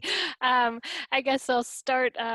Great questions. I think the right the child, I hadn't thought of that. I made a note. I think it's a very interesting point, and I think there's definitely room there to raise greater awareness about it, which comes to the second question about handling electronic waste. Is it better locally or globally? I think that it's a tough question, in that it's like the informal market in India has put the formal sector out of business because they are so efficient. They are incredible at what they do. And it does represent a transfer of resources that are helpful, and they employ a lot of people and give them a lot more income than alternative occupations, like perhaps being a vegetable vendor. So in that sense, it's really good economically for these certain groups. But I think that it's what would be better is that it's made safe, and that it's agreed upon, thinking about the principles of a fair contract, unforced. Of course, you have to acknowledge power differentials and that, but unforced, agreed, and as long as it's safe, then that can be done. It's just this knowingly exporting this hazardous waste, knowing how it will be handled, and then having impact local populations that is so problematic in future generations. But if you can also transfer knowledge or share knowledge about how you can do it safely, which you can pretty easily, then I think that it can be handled globally, since it is such a global issue. And right now it's just going to wherever it's cheapest. So you can't really keep it local because a lot of this is illegal work, and that's why it's so hard to study. But it's leading to my other point, which is before you waste it. I don't know if anyone's heard of the right to repair movement or iFixit, but just, you know, moving away from this waste concept, but really repairing and reusing what we have, and that's sort of, there's a lot of ongoing legislation, like in Massachusetts right now, about even having the ability, the right to repair our items, rather than just having a manufacturer repair it, rather than taking it to your local repair person or third party shop where it could be cheaper. So anyway, sort of random thoughts thrown out there, but thank you for the questions, and I'll move on to Julie. Thank you. Yes, over to you, Julie. I threw a lot at you and not wholly coherently, but make of it what you can. Yeah, I picked up 4 questions there that I wrote down, so I'll come to each of those in turn. First was about an alternative to neoclassical economics. And I start with a definition of what economics is about. Neoclassical economics tends to say economics is about markets or is about rational choice. I prefer a provisioning definition. That is, an economy is a way a society organizes itself to provide for survival and flourishing. And unfortunately put in parentheses, or fails to, right? But that's what economics is about. In terms of then how we approach that, we approach it as a subject matter rather than as a set of methods that come down to us from Newtonian physics, essentially. So I promote what I call a bigger question and broader toolbox. We should be addressing the big questions about inequality, poverty, climate change, et cetera. not, the minor little technical details that most economic students end up caught up in. And we should be using a broad toolbox. If it means narrative, if it means history, if it means interviews, if it means, other sorts of things, yeah, drop our narrow focus on a limited range of tools. Another question came up about Green New Deal. I think Green New Deal is a start and deserves some serious consideration, and among leaders who, in politics right now, we should support those who are pushing it. It's not ideal. Overall, it has way too much emphasis on economic growth for my taste. However, I think that is pragmatic politically. People have been so ingrained with this economic growth ideology, and there really is a sincere concern about jobs and livelihoods that I think we have to tolerate that while over the long run working to change that narrative as well. There was a question about Marx. I think a lot of people refer to Marx in terms of sort of a passion for justice and a realization of the effect of the economy on workers and how oppressive economic life can often be, for which I'm very grateful. However, I went back, the first time I tried to read Marx as a college student, I was actually rather appalled. I didn't find much of that in Marx's writing himself. Marx himself was influenced by these same sort of macho norms and tried to create what he called scientific socialism. He didn't argue that we needed to fight for justice. He argued that capitalism was going to naturally turn itself into communism because of the falling rate of profit. Okay, he had a bunch of equations in there, MCM and falling rate of profit and other rather doctrinaire things. One of the main dangers I see from accepting too much of the sort of macho influenced Marx doctrines is a real denigration of wage work. The idea that wage work, if you work for a wage, you're a wage slave. You're selling yourself to an employer. I saw parallels to this in economist treatment of care work. We shouldn't pollute care work by paying it too much, right? There's actually articles out there saying you can't pay nurses too much because then if you pay them low, only altruists will take the job, and so you'll get good nurses. Okay, I think that's totally backwards. Okay, I wrote an article called "Of Markets and Martyrs: Is it okay to pay well for care?" And I think yes, it is okay to pay well because people don't drop all of their intrinsic motivations just because they have kids to feed. Okay, you need money, you need to feed your kids. Okay, you can have that and be motivated to do your jobs as well. So I think we really need to question that wage slavery idea, not question the real presence of oppression, but the doctrinaire aspect of that. The fourth question I noticed was about corporate leadership.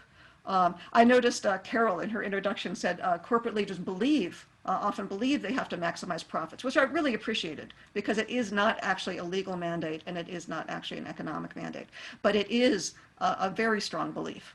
And it's one that, I think my profession started, economists preaching this, because it's so much easier to think of a firm as revenues minus costs than to think of it as a social organization that actually has people and management and issues involved. I'd recommend Lynn Stout's book, The Shareholder Value Myth, for the legal view of why this is a myth. I'd recommend my own book, Economics for Humans, as well, as long as we can promote books while we're here. There's a lot of concern about where capitalism is going, even among capitalist elites, who do notice that this current perverse neoliberal variant is undermining the very foundations, okay? They're really, without some sorts of ethical grounding, it becomes more and more perverse, more and more cruel, more and more short-term. And it's not like people haven't noticed that destroying our environment is going to cause businesses to stop, too. So there's a lot of work to do. This is why I took on this editorship in Journal of Business Ethics. A lot of people treat business ethics as an oxymoron. I think that just gives people permission to say, oh, the system made me do it, when they do cruel and heartless things. I mentioned that economists tend to think of the household as this area where care and nurturing goes on. And feminists had to bring in the idea that actually there is domestic violence, there's conflict there. I think we also need to pull the other direction. We tend to think of the economy as this cruel and heartless sphere. But we are also human beings functioning there as well. That care that we pushed off into households, we need to bring back in to our market and economic relations. Thank you, Julie. So there was so many more questions. So perhaps I'm going to pass back for closing comments, but perhaps you might want to think about one theme that came up consistently in the questions. Lots of people asking a variation of kind of, well, what does work? What's the way forward? So one way of putting it was, in the spirit of pragmatic idealism, can the panelists share examples of practical action yielding outcomes that they consider to be in line with social justice? So it might be one thing that you pick up on in your final comments, but I'll hand back to Sindiso just now. Thanks, everyone. Thank you, Claire. Oh man, this has been such a wonderful panel, and it is unfortunate that our session now has to draw to a close. Nonetheless, I'd like to invite each of the panelists to maybe take a minute to share a closing thought. And since sadly Anita could not stay for the discussion, I wonder if you might each in your final minute reflect on the relation of your arguments to Anita's opening remarks.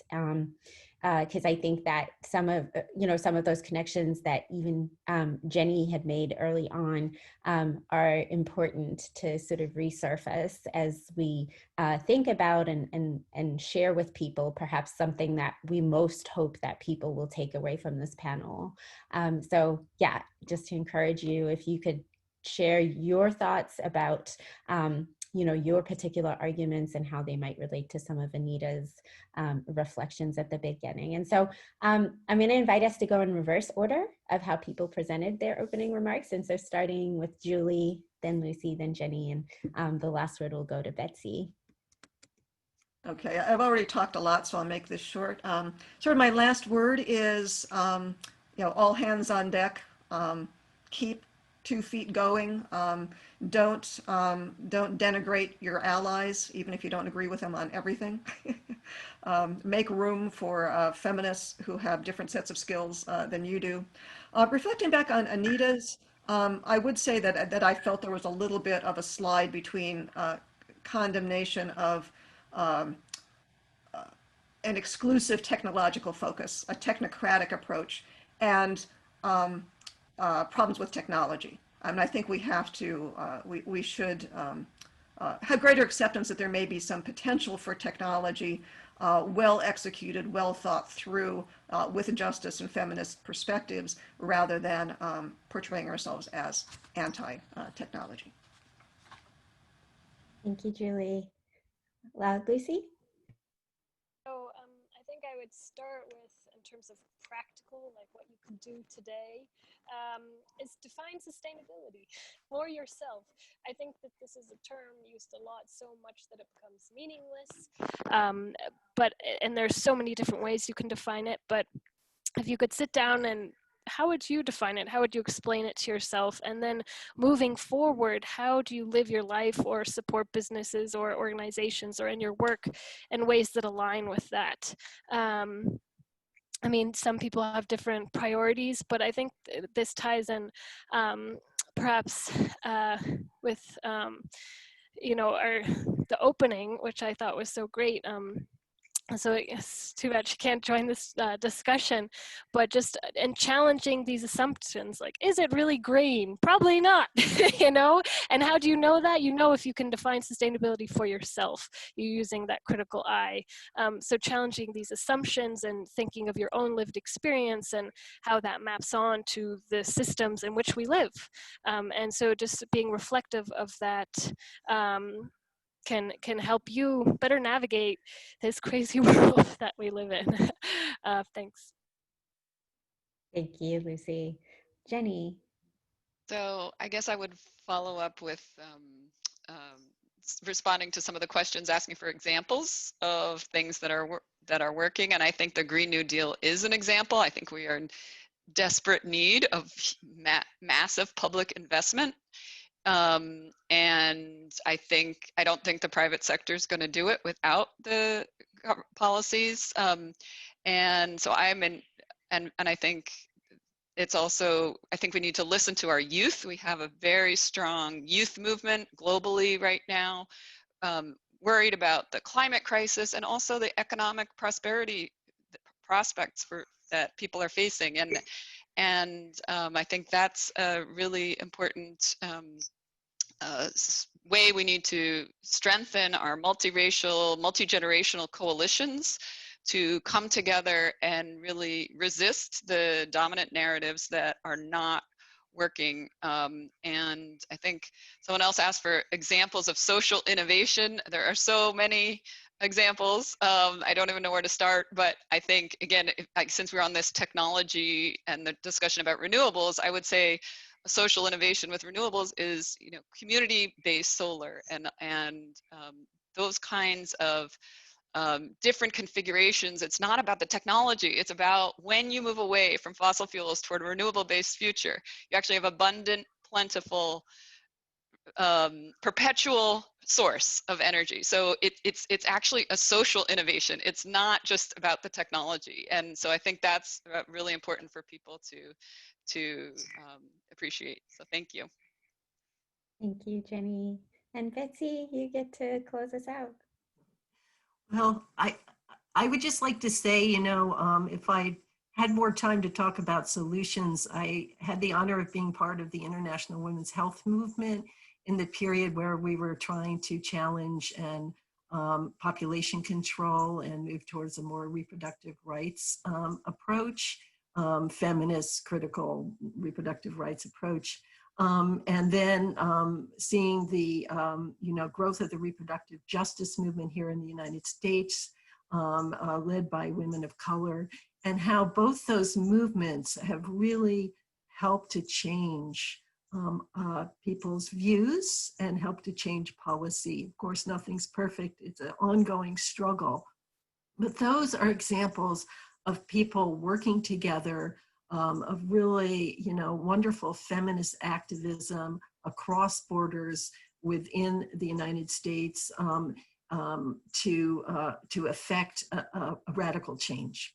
And so I'm very hopeful about that. And I think we need to maybe draw on those histories of solidarity and of movement building and of success in order to respond in feminist ways to the climate, the challenges of climate change. And I would just like to say that Anita was very much part of those international solidarity movements and did, the importance of her work. I wish she was here so we could honor her.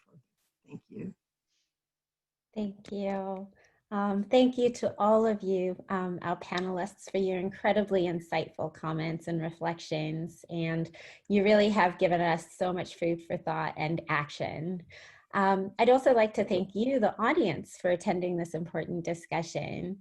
And while this is the end of the present panel, the symposium is by no means over, not even for the day. So we hope you'll come back to join us for the next panel on gender, sustainable development, and the climate crisis, which will start in 30 minutes. The session can be accessed using the same Zoom link as this first panel. So you can just leave the Zoom open if you wish. While the next panel only starts in 30 minutes, we highly recommend that you come back 10 minutes earlier, that is in 20 minutes, for a special Restoring Resilience session of breath and energy work led by Mariama Williams, which can serve as a restorative treat for all of us who are spending 4 hours on Zoom today, because Zoom fatigue is real. Until that session in about 20 minutes, we'll turn the chat on for anyone who would like to share resources, which we'll collect to send out at the end of the symposium as a reading list for future work or collaboration. Okay, well, thank you, everybody, and we look forward to continuing after this break.